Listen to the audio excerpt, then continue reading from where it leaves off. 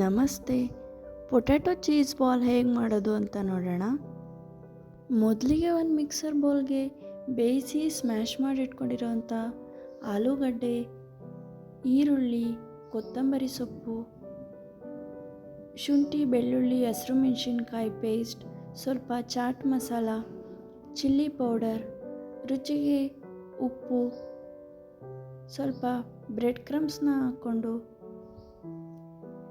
ಚೆನ್ನಾಗಿ ಮಿಕ್ಸ್ ಮಾಡಿಕೊಂಡು ನಂತರ 1-2 ಸ್ಪೂನ್ ಕಾರ್ನ್ಫ್ಲೋರ್ನ ಹಾಕ್ಕೊಂಡು ರೆಡಿ ಮಾಡಿ ಇಟ್ಕೋಬೇಕು. ಕೋಟಿಂಗಿಗೆ ಕಾರ್ನ್ಫ್ಲೋರ್ಗೆ ಸ್ವಲ್ಪ ನೀರನ್ನು ಹಾಕಿ ಮಿಕ್ಸ್ ಮಾಡಿ ಎತ್ತಿಟ್ಕೊಂಡಿದ್ದೀನಿ. ಆಲೂಗಡ್ಡೆ ಮಿಶ್ರಣನ ಉಂಡೆಗಳಾಗಿ ಮಾಡಿ ಮಧ್ಯದಲ್ಲಿ ಚೀಸ್ನ ಹಾಕಿ ಕ್ಲೋಸ್ ಮಾಡಿ ಕಾರ್ನ್ಫ್ಲೋರ್ ಬ್ಯಾಟರ್ ಒಳಗಡೆ ಅಜ್ಜಿ ನಂತರ ಬ್ರೆಡ್ ಕ್ರಮ್ಸಲ್ಲಿ ರೋಲ್ ಮಾಡಿ ಒಂದು ಪ್ಲೇಟಲ್ಲಿ ಜೋಡಿಸಿ ಎತ್ತಿಟ್ಕೋಬೇಕು. ನಾನಿಲ್ಲಿ ಎಣ್ಣೆನ ಕಾಯಕ್ಕಿಟ್ಕೊಂಡಿದ್ದೆ.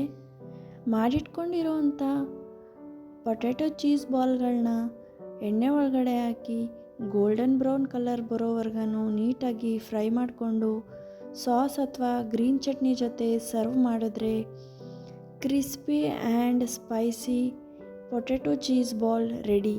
Thank you.